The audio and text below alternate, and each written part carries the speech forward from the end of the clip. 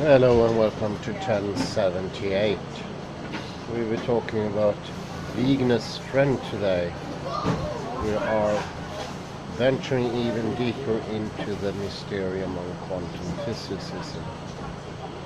And what can you say?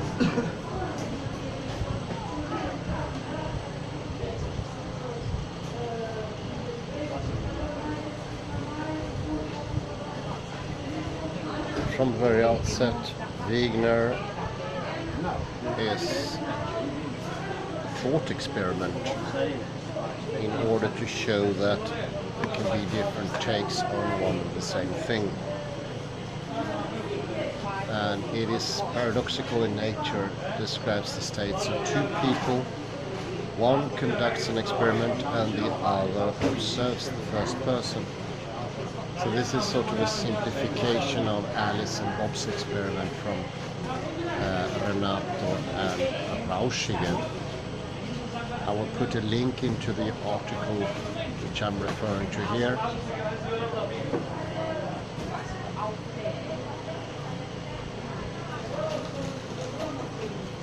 And the thought experiment shows that you can't take another person's observation at face value.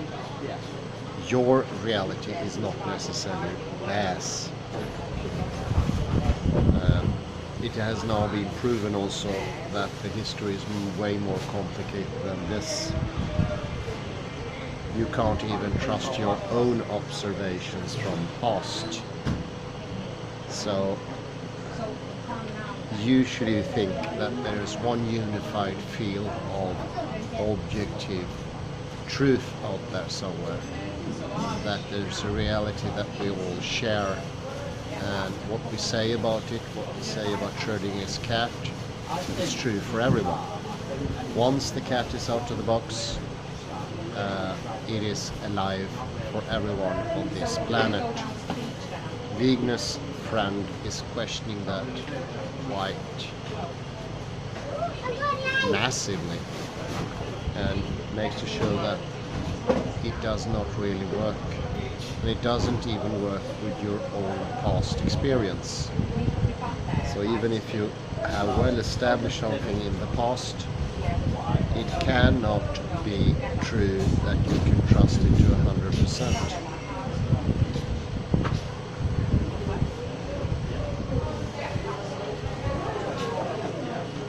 I'll just read some of the article here.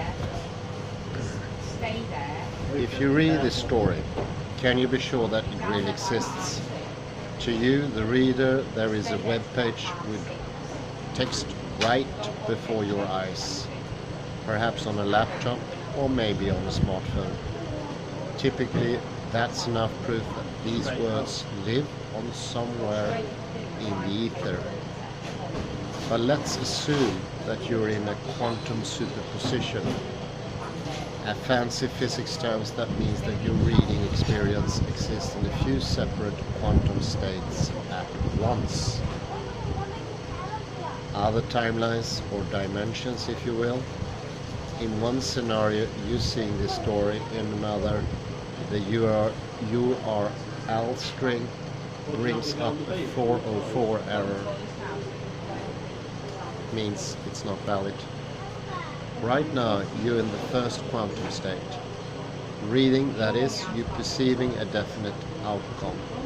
Meanwhile, an outside observer that is watching you can appreciate both possibilities.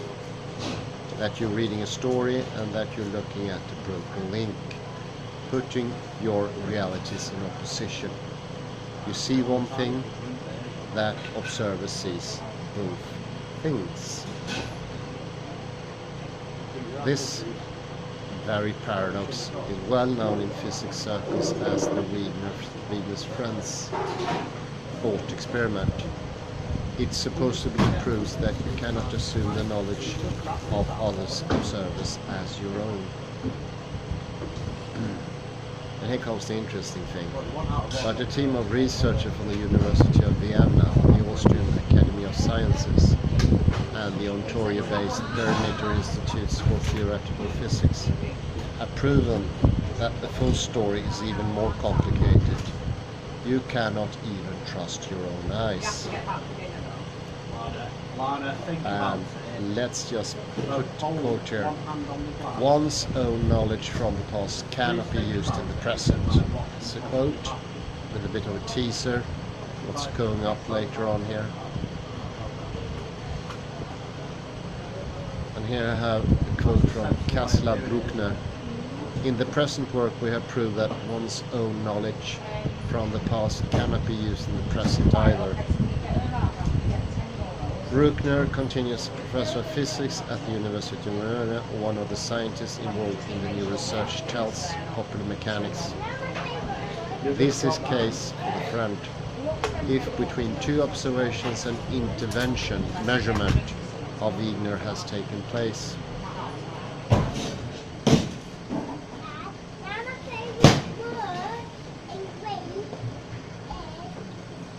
In our web page example, that means that you can't assume that just because this story popped up in your browser in the past, that it will again. Assuming the whole exercise is a version of Ignor's friend thought experiment. In other words, you can't even trust that your own observation in the past will hold true if you try that thing again in the present. Let's break down what's going on here and what this means for our whole conception of reality and quantum physics as we know it. Let's start with the first paragraph here and the first complications, so to speak. And that is the measurement problem.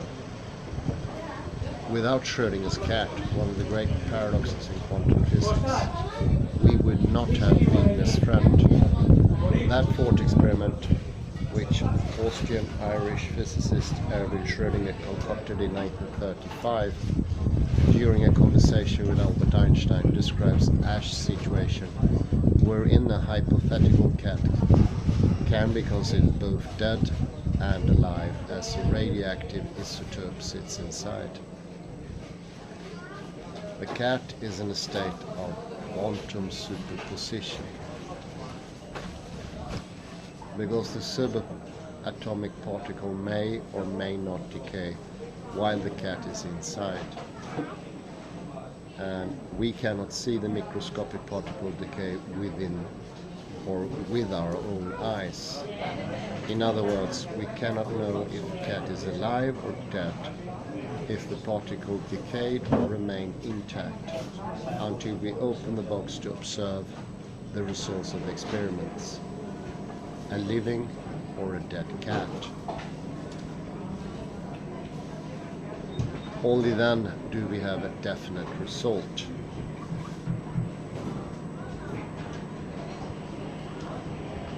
It was Schrödinger himself, Erwin Schrödinger, who came up with the thought experiment, more or less in jest. He called it a quite ridiculous scenario to prove a point. In quantum mechanics, this issue of observation is called the measurement problem.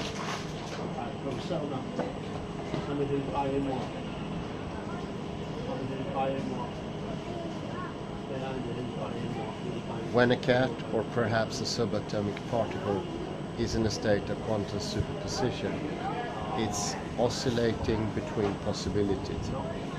There is no 0 to 1 binary to operate on. In other words, quantum physics doesn't allow for deterministic black and white results.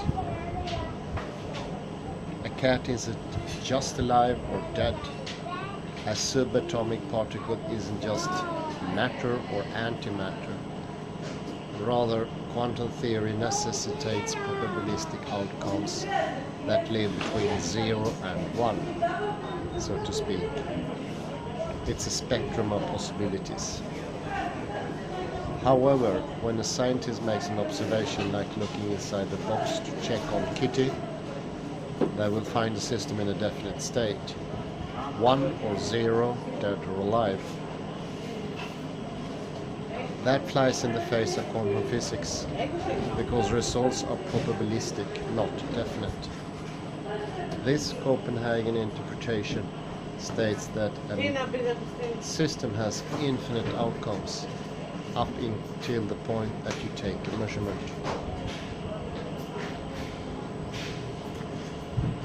So what you can say here, in reality, if we measure the system that is making observation, we're impacting future measurements too. So if we base new observations on a past definite outcome. See here? So we are constantly assuming in experiments like this and in all classical experiments that the past is in some circumstances or in some aspect quite definite. It has been in a certain way, and I think that assumption is very clear in all historical research, that something really happened in a certain way and it did not happen in another way. This needs to be separated from the idea that we don't know everything, which is quite something different. But assume we know everything. I would say that the vast majority of people will say that, well then the past is absolutely certain. It did happen that way and no other way.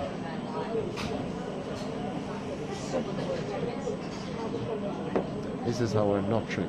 This is not the fact.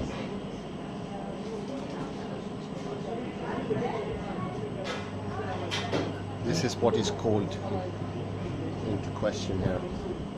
Let me give me some example. This is maybe the most difficult we will encounter in this course.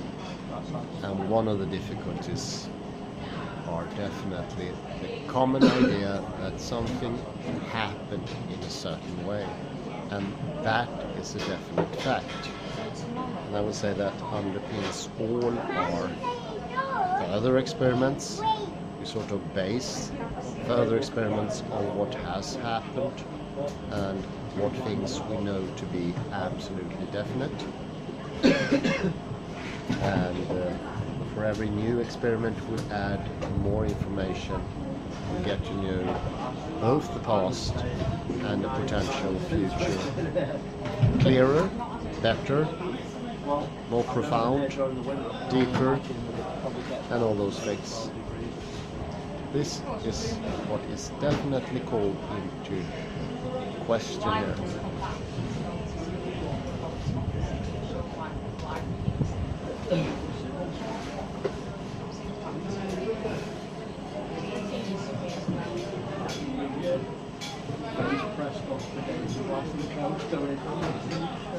So let me repeat it once more. Observing a quantum system fundamentally changes the system, which is in stark contrast to classical physics and all other subjects, as I mentioned in the last lecture, which allows you to define a state of a system at any later time with respect to a state at any earlier time. How do we know that? Well, quantum physics experiments have shown that subatomic particles do act differently when they are observed. You can't determine a particle's velocity since it's always in motion until you measure it. The double slit experiment is one of the famous examples with photons.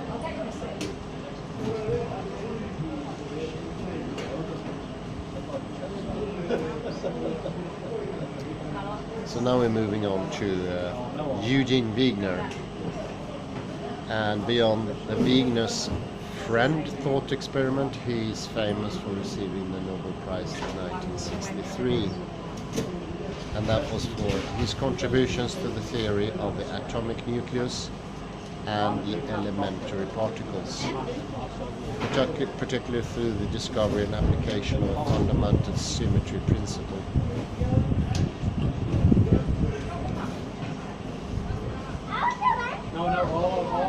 But already in 1961 he came up with a new thought experiment to complicate the already established Schrödinger's cat paradox, and further than pushing on the measurement problem in quantum physics. And this goes like this. You're friends with Wigner, and you agree to perform a measurement of a quantum system for him in a laboratory. Let's say it's a Schrödinger's cat experiment. Before you go in and observe the cat, it's in a state of quantum superposition, as described above. But when you make your observation, checking to see if the cat is alive or dead, you'd find one of the two binary outcomes, dead or alive.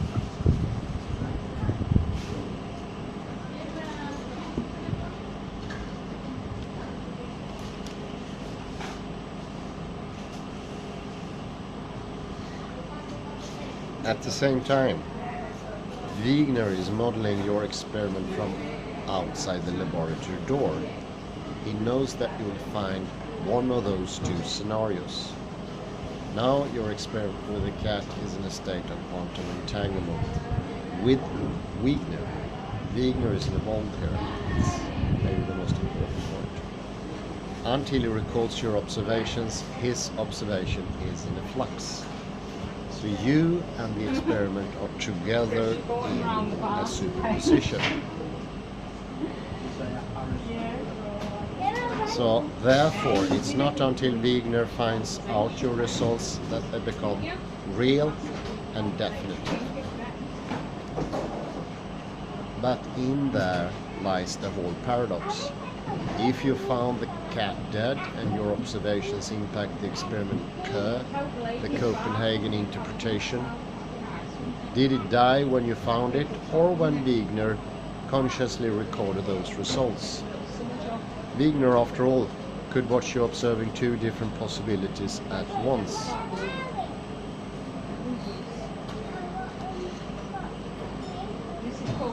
And as Bruckner, the physicist I mentioned before, explains in his new work, published earlier this year in the journal Communication Physics, quote here, after the Friends measurements has taken place, we are in a counterintuitive situation where Wigner describes the friend in a quantum superposition of observing two different outcomes, while from the friend's perspective a definite outcome must be perceived.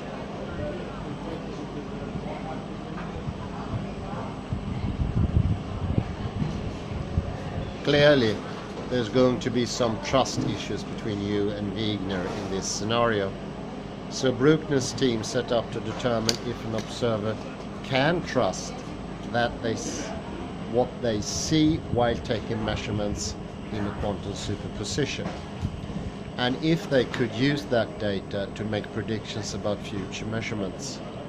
In other words, the team took a closer look at the limitations of Wigner's friend thought experiment in the world of quantum mechanics. Upon analysis, Bruckner says that the Wigner's friend thought experiment would have to break at least one of the following three assumptions to hold true. 1. The friend's perception has a reality that persists over time. This means that we can consider both knowledge from the past and knowledge from the present as real or coexistent.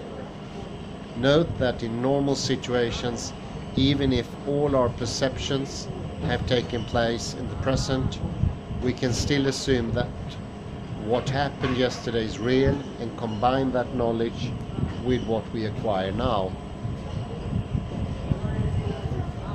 In mathematics, this is called joint probability, and it's a statistical measure that explains the likelihood that two events will occur at once at the same time. As an example of the joint probability, we might start from roulette.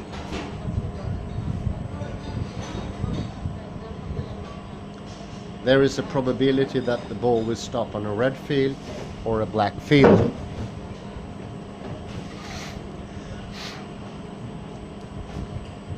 Bruckner explained, similarly, there is a probability that it will stop on an even or an odd number. However, there is also a joint probability that the field is both red and the number is even. For example, 2. Quantum theory is empirically correct. This is the idea that the English predictions based on the application of quantum theory are empirically correct. This could be justified by the fact that he describes the friend as a quantum system, and hence has a more detailed description of the physical situation than the friend. Bruckner says, 3. You cannot change the rules of quantum physics to make the first condition true.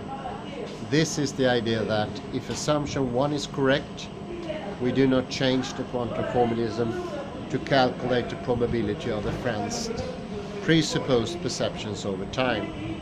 Bruckner says, this stuff is extremely heady. So what does it all mean for you sitting here reading this story on a computer or tablet, or listening to me now, not knowing if you can trust your own eyes or trust that what you're reading is even true? Bruckner says that the main takeaway is that not even the friend herself should assume that her outcome observed in the past and her outcome observed in later measurements both coexist as real.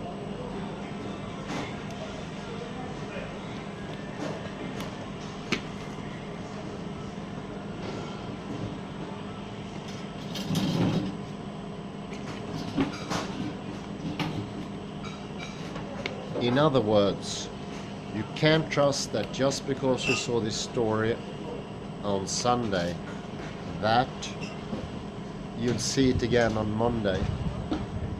But you also can't assume that just because you didn't see the story on Monday, that you won't see it again on Tuesday. So yeah, there is basically no such things as an objective reality.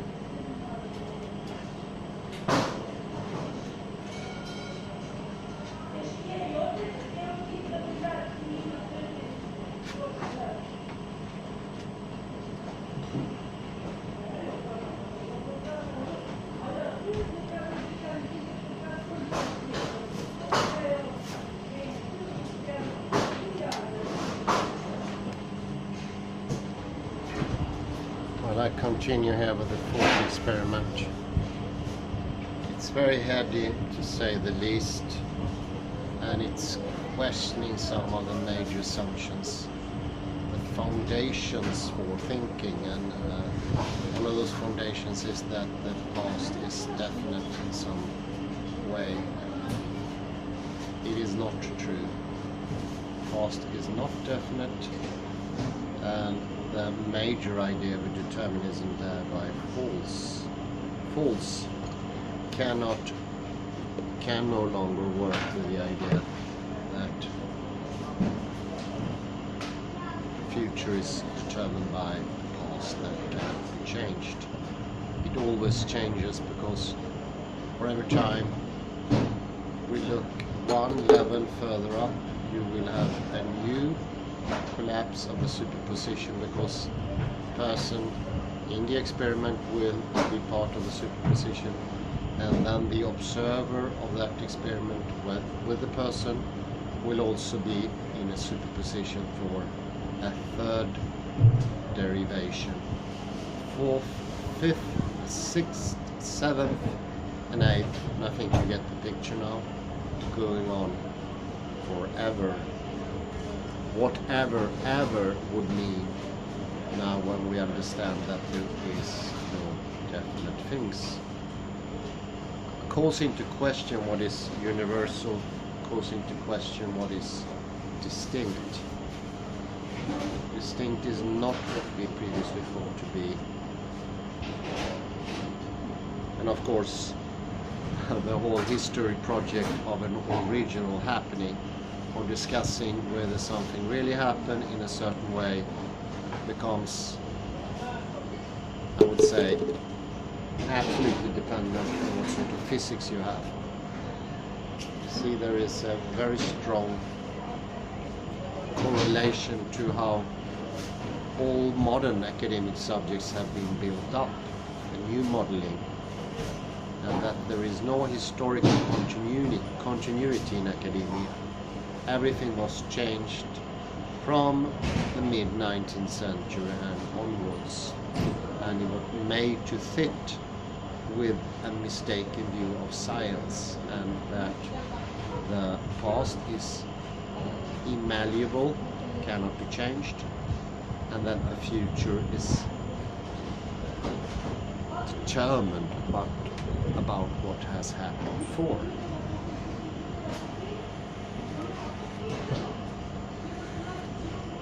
Let me continue here with an article in Scientific American. I think this is a lighter version of the whole thing, might help.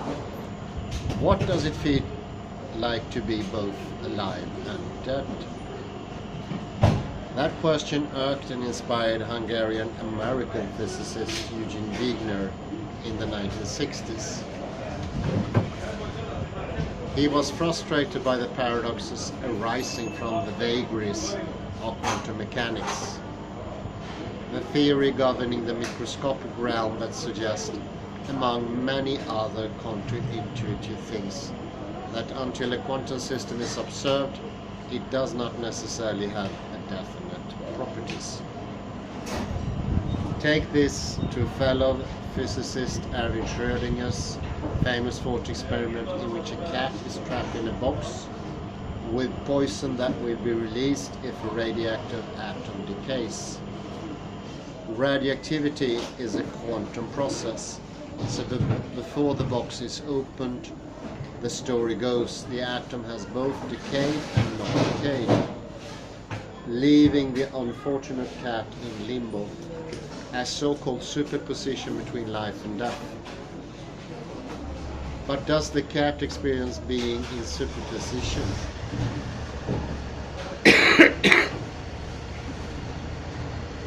Ignor sharpened the paradox by imagining a human friend of his shut in a lab measuring a quantum system. He argued it was absurd to say his friend exists in the superposition of having seen and not seen a decay, unless and until Wigner opens the lab door. The Wigner's friend thought experiment shows that things can become very weird if the observer is also observed. I think that's the main point to remember. That's why we have Wigner's friend, and that is also why we have the friends of Alice and Bob.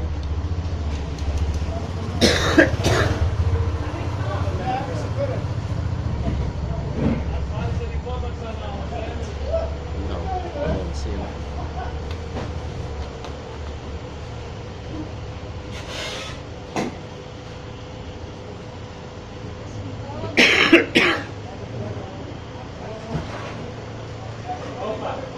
This is said by Tischler.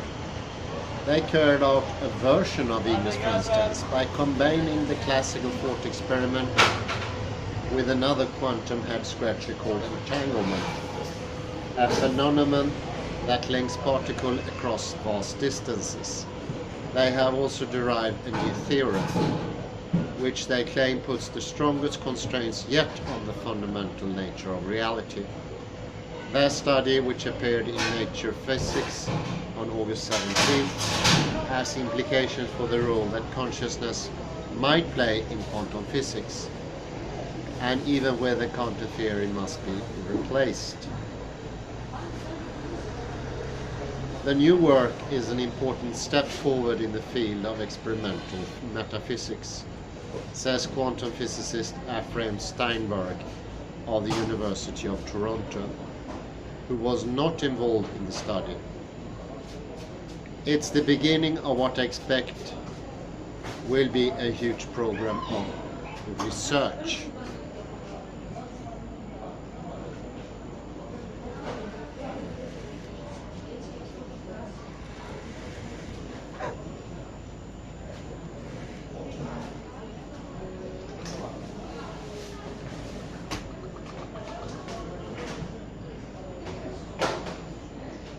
matter of taste.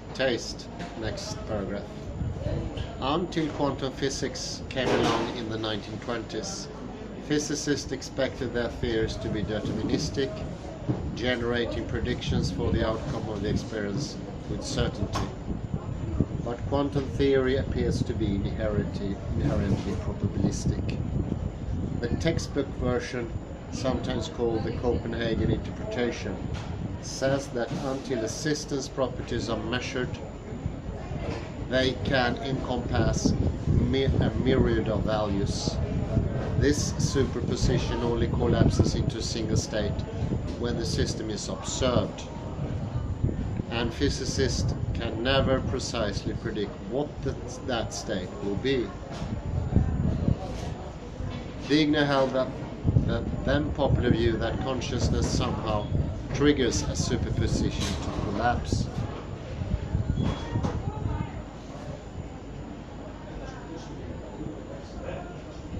Thus, his hypothetical friend would discern a definite outcome when she or he made a measurement, and Wigner would never see her or him in superposition. This view has since fallen out of favor.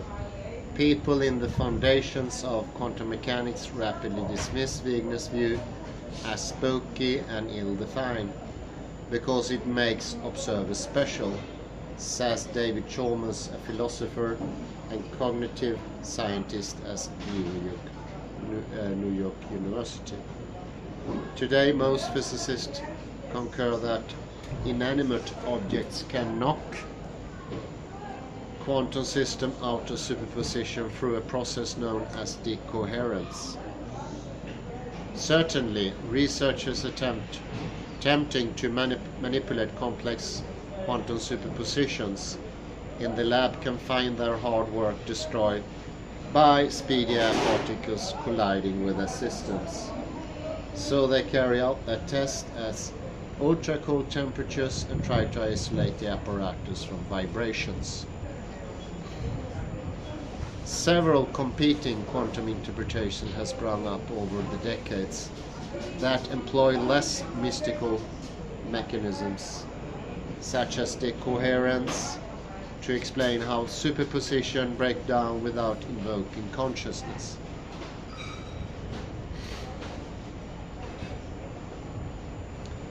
Other interpretations hold the even more radical position that there is no collapse at all. Each has his own weird, wonderful take on Wigner's test. The most exotic is the many worlds view, which says that whenever you make a quantum measurement, reality fractures, creating parallel universes to accommodate every possible outcome. Thus, Wigner's friend would split into two copies, and with good enough super technology, he could indeed measure that person to be in a superposition from outside the lab, says quantum physicist and many worlds fan Lev Weidman of Tel Aviv University. The alternative Bohmian theory, named for physicist David Bohm, as we spoke about earlier, says that at the fundamental level, quantum systems do have definite properties. We just don't know enough about those systems to precisely predict their behavior. In that case, the friend has a single experience, but Wigner may still measure that individual to be in a superposition because of his own ignorance. In contrast, a relative newcomer on the block called Cubism interpretation embraces the probabilistic element of quantum theory wholeheartedly. The Cubists argue that a person can only use quantum mechanics to calculate how to calibrate his or her beliefs about what he or she will measure in an experiment.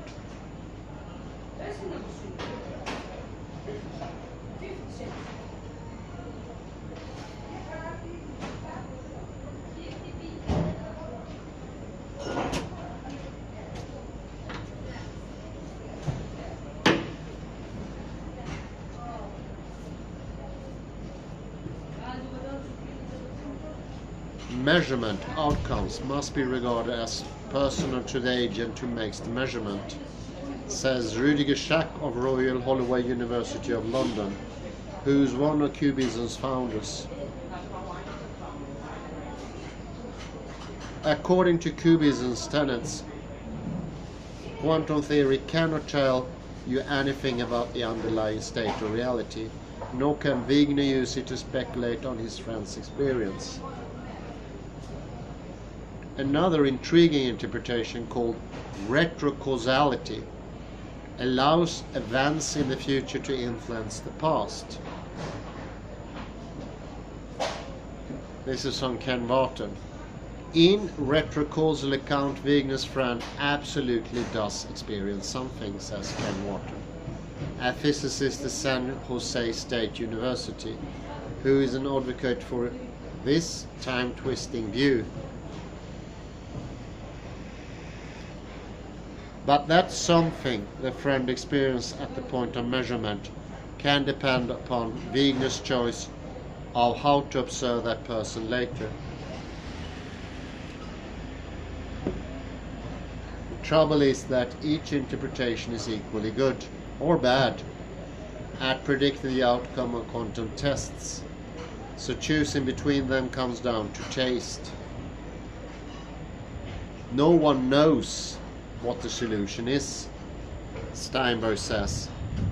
We don't even know if the list of potential solutions we have is exhaustive.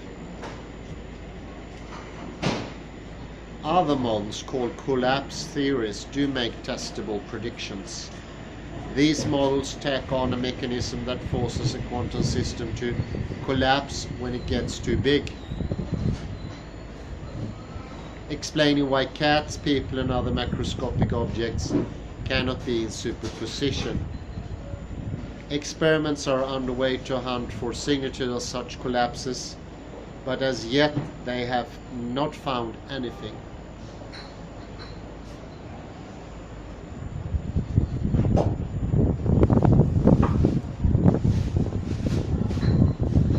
Quantum physicists are also placing ever larger objects into superposition. Last year, a team in Vienna reported doing so with a 2,000 atom molecule. Most quantum interpretations says there is no reason why these efforts to supersede superposition should not continue upward forever, presuming researchers can devise the right experiments in pristine lab conditions so that decoherence can be avoided. Collapse theories, however, posit that a limit will one day be reached regardless of how carefully experiments are prepared. If you try and manipulate a classical observer, a human say, and treat it as a quantum system, it would immediately collapse, says Angelo Bassi, a quantum physicist and a proponent of collapse theories at the University of Trieste in Italy.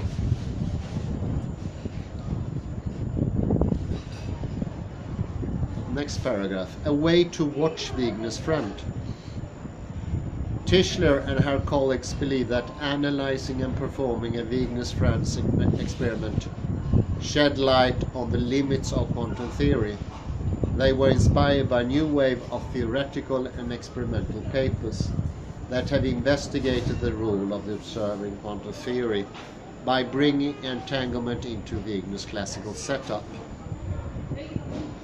Say you take up two particles of light or photons that are polarized so that they can vibrate horizontally or vertically.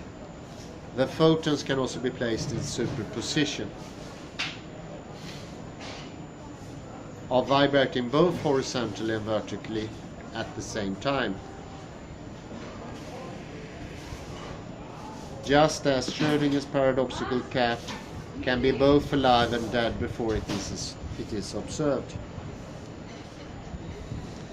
Such pairs of photons can be prepared together, entangled, so that the polarizations are always found to be in opposite directions when observed. That may not seem strange unless you remember that these properties are not fixed until they are measured. Even if one photon is given to a physicist called Alice in Australia, while the other is transported to her colleague Bob in a lab in Vienna. Entanglement ensures that as soon as Alice observes her photon and, for instance, finds its polarization to be horizontal, the polarization of Bob's photon instantly sinks to vibrating vertically. Because the two photons appear to communicate faster than the speed of light.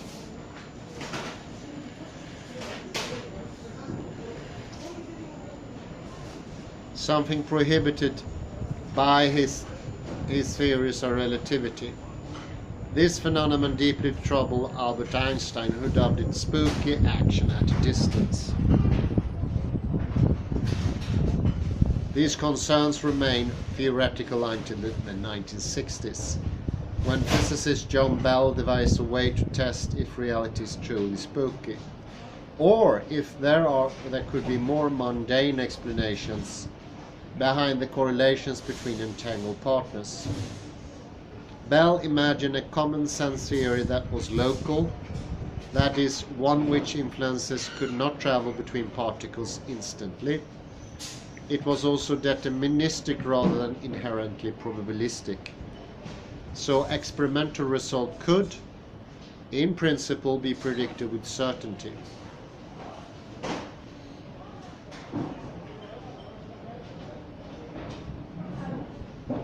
If only physicists understood more about the system's hidden properties. And it was realistic, which, to quantum theorists, means that systems would have these definite properties even if nobody looked at them. Then Bell calculated the maximal level of correlations between a series of entangled particles that such a local deterministic realistic theory could support. If that threshold was violated in an experiment, then one of the assumptions behind the theory must be false.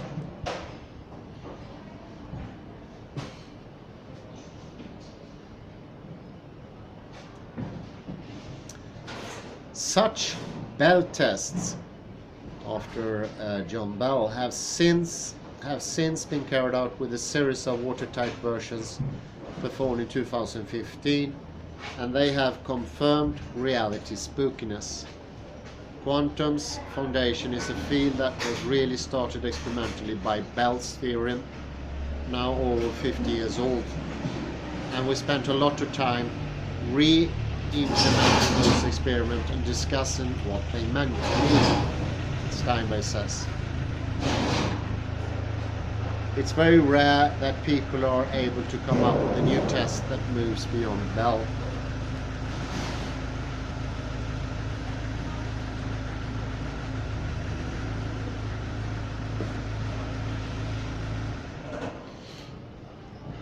The Brisbane team's aim was to derive and test a new theorem that would do just that, providing even stricter constraints, local friendliness bounds on the nature of reality. Like Bell's theory, the researchers' imaginary one is local. They also explicitly ban superdeterminism. That is, they insist that experimenters are free to choose what to measure without being influenced by events in the future or the distant past. And Bell implicitly assumed that experiments can make free choices too. Finally, the team prescribes that when an observer makes a measurement, the outcome is a real single event in the world. It is not relative to anyone or anything.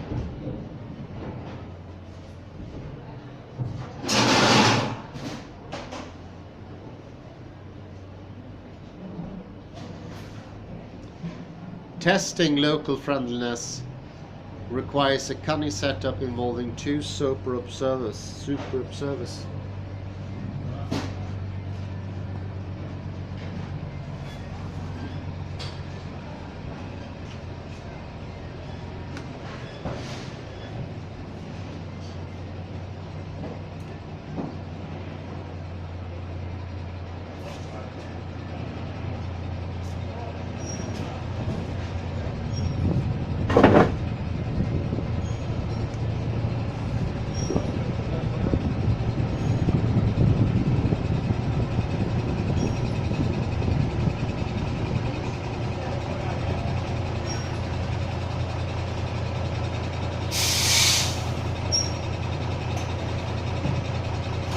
Alice and Bob, who play the role of Ignor, watching their friends Charlie and Debbie. Alice and Bob each have their own interferometer, an apparatus used to manipulate beams of photons. Before being measured, the photons' polarizations are in a superposition of being both horizontal and vertical. Pairs of entangled photons are prepared such that if the polarization of one is measured to be horizontal, the polarization of its partner should immediately flip to be vertical. One photon from each entangled pair is sent to Alice's interferometer,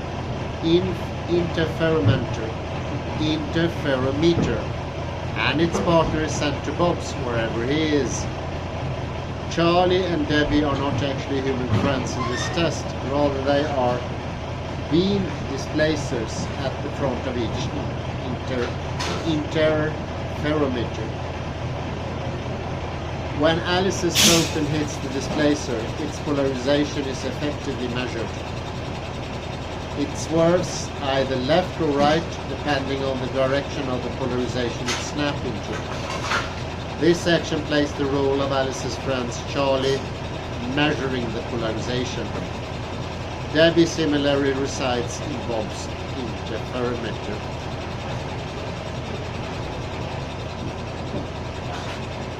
Now Alice has to make a choice.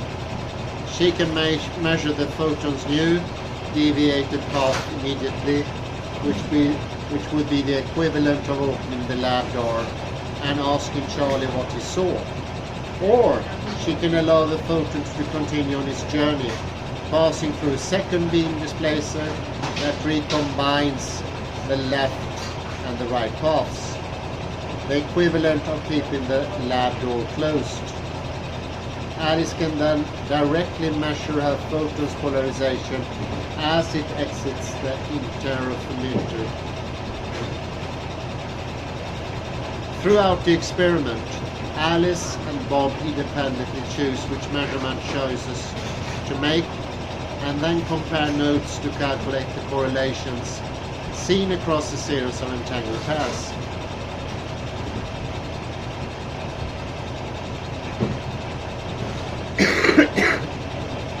Tischler and her colleagues carried out 90,000 runs of the experiment. As expected, the correlation violated Bell's original bounds, and crucially, they also violated the new local friendliness threshold. The team could also modify the setup to tune down the degree of entanglement between the photons by sending one of the pair on a detour before it entered its interferometer, gently perturbing the perfect harmony between the partners. When the researcher ran the experiment with a slightly lower level of entanglement, they found a point where the correlation still violated Bell's bound, but not local friendliness. This result proved that the two sets of bounds are not equivalent and that the new local friendliness constraints are stronger. Tischler says, if you violate them, you learn more about reality, she adds. Namely, if your theory says that friends can be treated as quantum systems, then you must either give up locality, accept that measurements do not have a single result that observers must agree on, or allow superdeterminism. Each of these options has profound and to some physicists distinctly distasteful implications.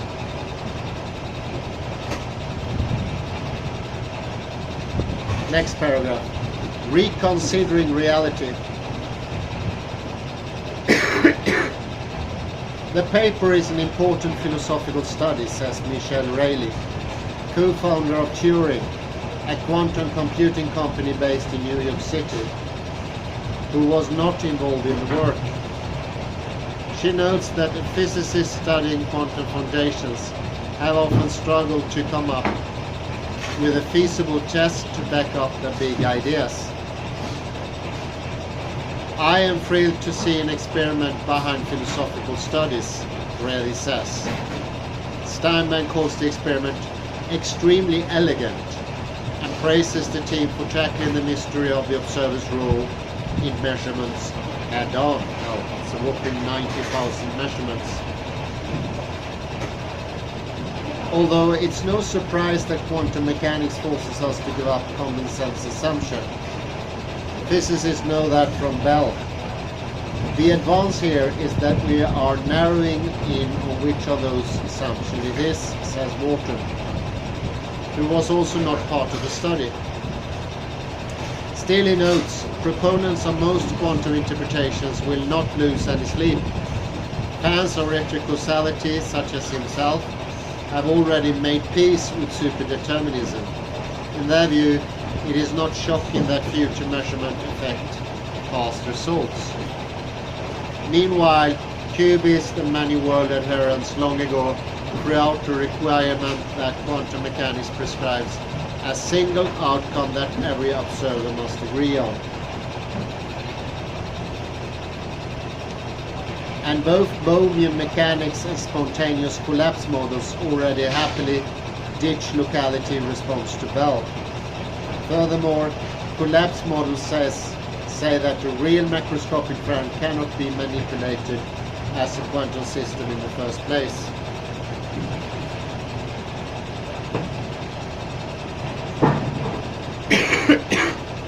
Weidman, who was also not involved in the new work, is less enthused by it. However, criticizes the identification of Wigner's friend with a photon.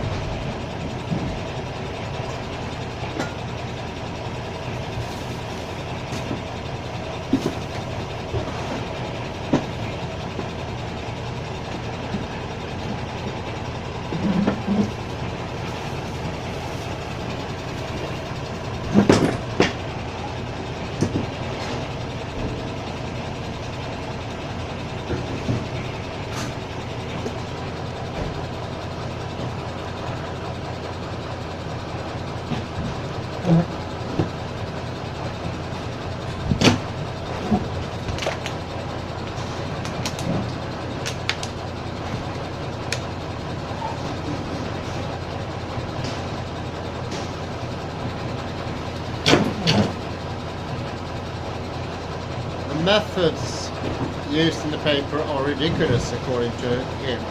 The friend has to be macroscopic, he says. Philosophers of physics, Tim Maudlin at the New York University, who was not part of the study, agrees. Nobody thinks a photon is an observer unless you are panpsychic, he says. Because no physicist questioned whether a photon can be put into superposition. Maudlin feels the experiment lacks bite. It ruled something out, just something that nobody ever proposed, he says. Tischler accepts the criticism. We don't want to claim what we have done, she says.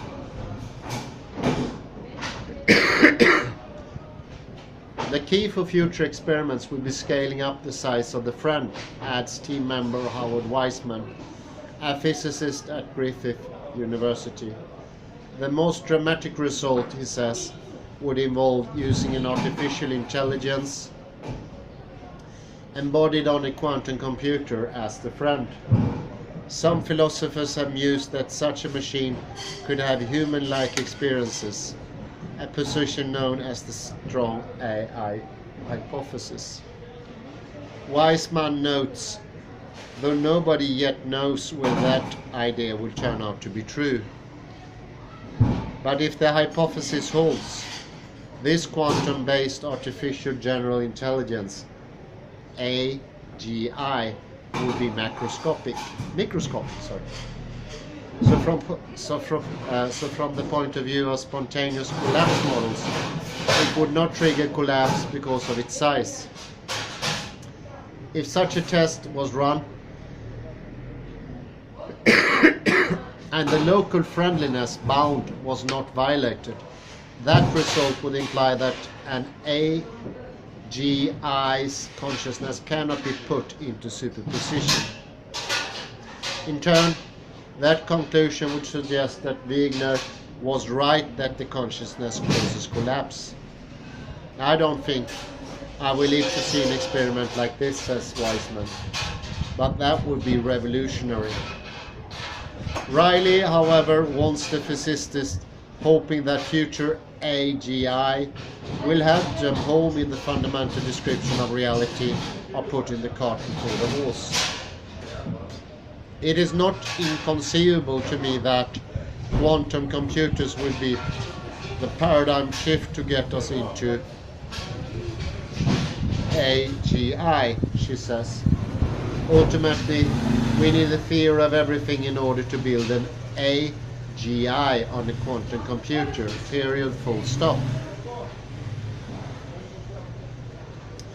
That requirement may rule out more grandiose plans, but the team also suggests more modest intermediate tests involving machine learning system as friends, which appeals to Steinberg, of course. That approach is interesting and provocative, he says. It's becoming conceivable that larger and larger scale computational devices could, in fact, be measured in a quantum way.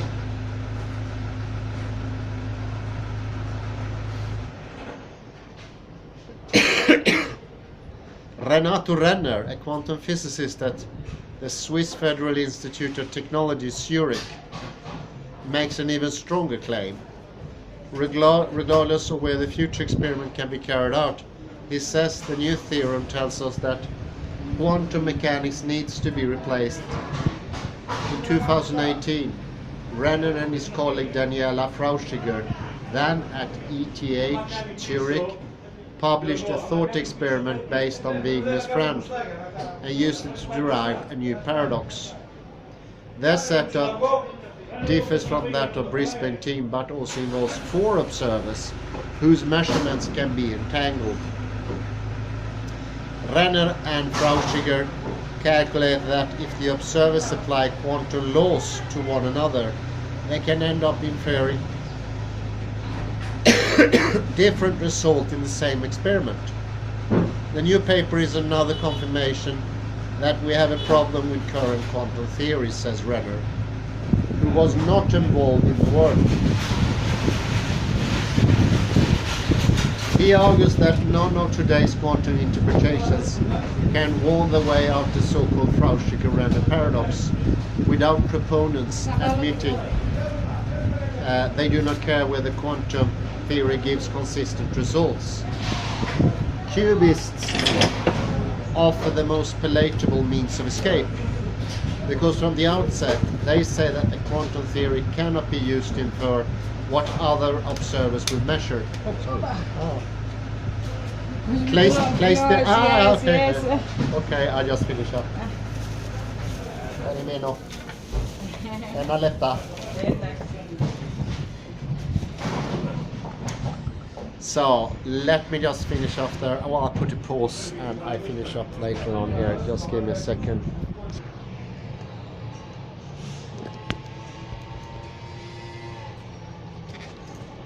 So what does this call into question? I would say quite a lot. And let me tell another story. We're speaking about Bob's friend and Alice's friend and so forth. Let me tell you about a completely normal story. And that's the idea that we live a life, it's in the past, and that the things that happen in the past to some extent are real, immutable, that is, they cannot be changed.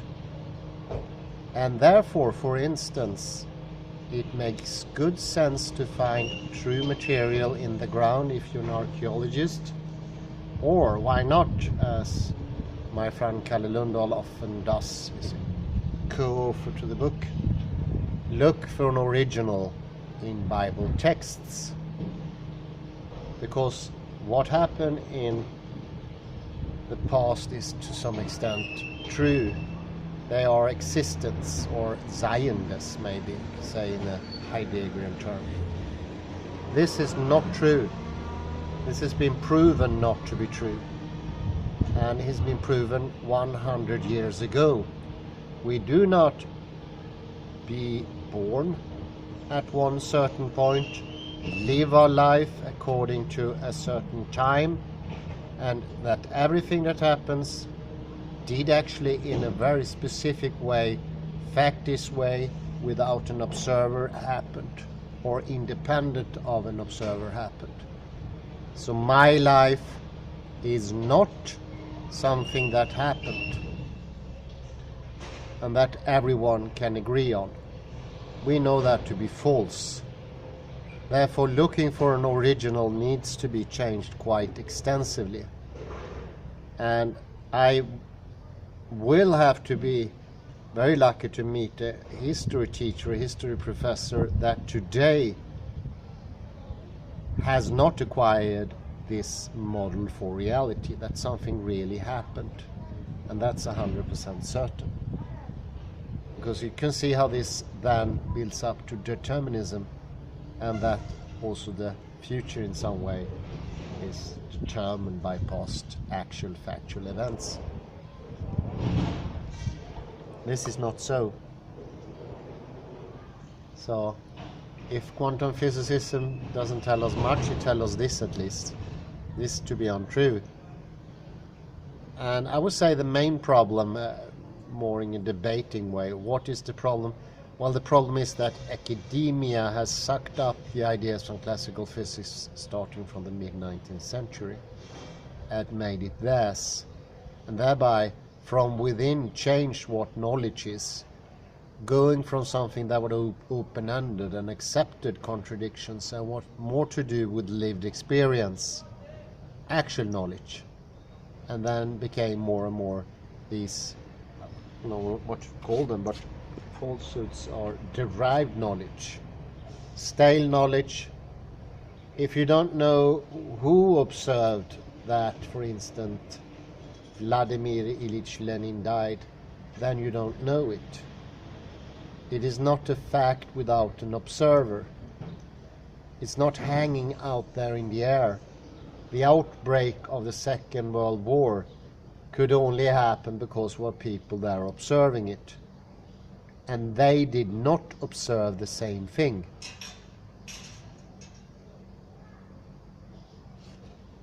This needs to be remembered. I think this is such a fundamental idea, so you will even wonder, am I questioning something? Or is this absolutely obvious? And here I can give you truly, no, this is not something absolutely obvious. Once you realize in what I'm trying to say here, you will also realize this is more than spooky. I think it's safe to say that we all assume that history did actually happen somehow. And the only problem is, until quantum mechanics, was that we didn't have enough knowledge about the past. We might never have. But this is a completely different other problem. This is questioning whether there is such a thing as a true happening without an observer. And obviously with Bell's theorem that is already proven to be false. I don't want to be too drastic here, because I know these are things that are incredibly hard to accept. There are different ways to lean into this understanding, but I am, on my part, completely convinced that quantum mechanics will sweep into the humanities and heal it from the damage that has been done to it from within by accepting classical physics and its ludicrous idea of a permanent past. Because once you're starting to meddle with the permanent past, you notice that it has some really odd things to it. Things that are incredibly odd. And I would say those things will hinder any knowing at all.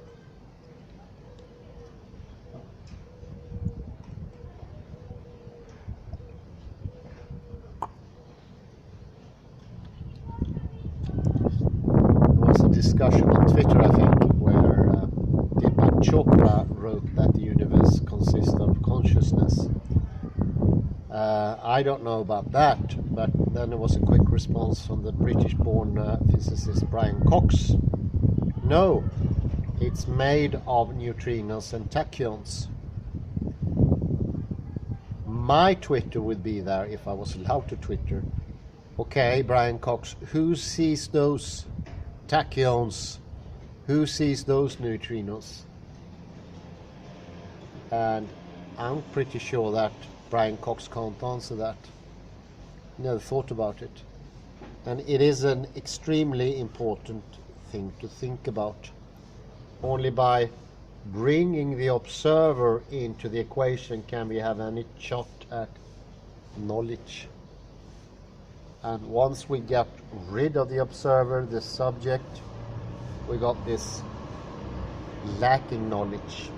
And it has been developing further and further. Go to a class in anthropology and say, I don't think if we study some group in the Amazon, we will change them. And they would think that what you mean is that you would give them Coca-Cola, you teach them something, you would give them some bacteria, or just being present, you would change their behavior. This is not what quantum mechanics says at all. This is not. It says, even if there were no interaction bar whatsoever, you will change, and you will change dramatically everything. That's spooky action at a distance. Yes, I know it's a hard pill to swallow, but it's a healthy pill. I think it's a pharmacon for all academia.